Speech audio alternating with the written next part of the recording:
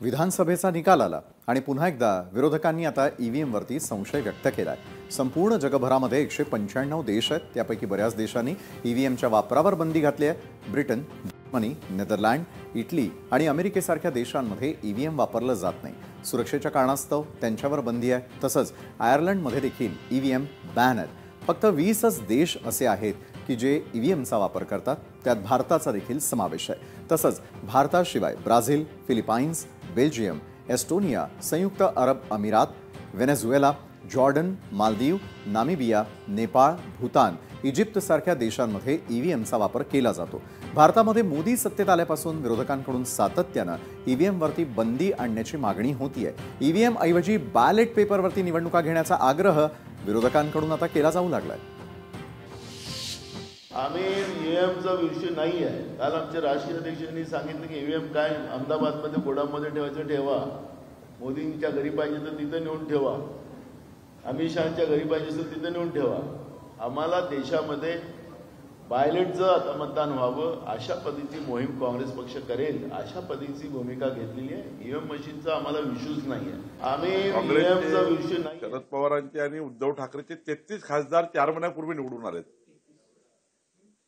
अपक्षावर पकडून। पण मला सांगा, तेव्हा तुम्ही ईव्हीएम बद्दल का नाही बोलले? तेव्हा मशीन बद्दल का नाही बोलले? तेव्हा मशीन चांगली होती जेव्हा तुमचे खासदार निवडून आले। नांदेड तुम्ही जिंकली ना 1,500 मतांनी, तिथे आम्ही हरलो 1,500 मतं। मग 1,500 मतं आम्हाला घेता आले असते ईव्हीएमला हे करून। खरंच तर हे खोटारडेपणा आहे। हारले आहे त्यांनी हार स्वीकारायला पाहिजे आणि आत्मचिंतन केलं पाहिजे। दरम्यान ईव्हीएमच्या या वापरावरती संजय राऊत आणि संजय शिरसाट नेमकं काय म्हणतायत ते पाहूयात। सर्वोच्च न्यायालय म्हणते तुम्ही जिंकल्यावर ईव्हीएमची तक्रार करत नाही, हारल्या करता, हे चुकीचं आहे। गेल्या 10 वर्षातला ट्रॅक रेकॉर्ड पहा। आम्ही जिंकलो तरी म्हटलेल्या बॅलेट पेपरवर निवडणुका घ्या आणि हरलो तरी म्हणतोय बॅलेट पेपरवर निवडणुका घ्या। आमचे पक्षाचे अनेक लोक वारंवार ही मागणी घेऊन गेल्या 10 वर्षापासून करतायत। आता न्यायालयावरती आम्ही कसा विश्वास ठेवायचा? तुम्ही विरोधी पक्षाचं म्हणणं ऐकून घ्या असं आम्ही म्हणत नाही, आम्ही विरोधी पक्ष आहोत। पण न्यायालय कोणत्याही पक्षात नाही। या देशातल्या जनतेचा जर निवडणूक प्रक्रियेवरती विश्वास नसेल आणि तरी न्यायालय ती प्रक्रिया रेटत असेल पुढे, तर या देशातल्या सगळ्या संविधानिक संस्था या उद्ध्वस्त झालेल्या आहेत। सुप्रीम कोर्टाने कालही त्यांना फटकारलं आहे। लोकसभेला जेव्हा बहुमत चांगलं मिळालं त्या टायमाला त्यांनी हा विषय नाही काढला। विधानसभेला पराभव झाला, ईव्हीएमवर आले, नंतर पैशावर येतील। सगळ्या याच्यावर शंका घेणं त्यांचं काम आहे। पराभव त्यांना पचनी पडत नाही। जनतेने जो जनादेश दिलाय त्याचे नम्रपणे मान्य करून त्यांनी जनतेचा आभार मानायला पाहिजे होते। आमच्याकडून चुकलंय, आम्ही दुरुस्ती करू असं म्हणायला पाहिजे होतं। कसले आंदोलन करता? करा बरं आंदोलन। किती लोक येतात आता पहा। जे आलेत ना आमदार ते सुद्धा पळायच्या तयारीत आहेत। म्हणून ते आमदार टिकवण्यासाठी हे सगळा बनाव तयार करणे, लोकांना बिझी ठेवणे आणि आम्ही काहीतरी करतोय, आम्ही लढतोय असं दाखवण्याचा प्रकार आहे। लढायचं असेल तर शेतकऱ्याच्या प्रश्नावर लढा, लढायचं असेल तर कामगारच्या प्रश्नावर लढा।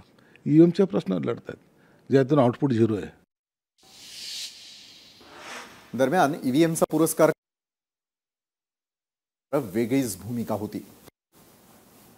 हमारा देश गरीब है, लोग अनपढ़ है, लोगों को कुछ आता नहीं है। भाइयों बहनों, अरे दुनिया के पढ़े लिखे देश भी जब चुनाव होता है ना तो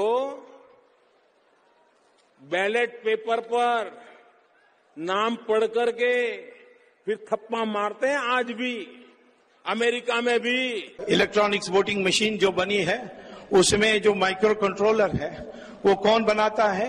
वो जापान बनाता है। जापानीज कोई कंपनी बनाती है।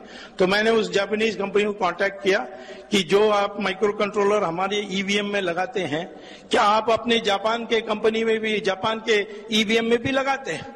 तो उसने कहा हम कोई पागल हैं, हम तो ईवीएम नहीं उपयोग करते हैं, हम तो बैलेट पेपर में चलते हैं। आपको आश्चर्य हो, जापान बैलेट पेपर में है, अमेरिका बैलेट पेपर में है, इंग्लैंड बैलेट पेपर में है, अब जर्मनी सुप्रीम कोर्ट के आदेश के बाद वो भी बैलेट पेपर है।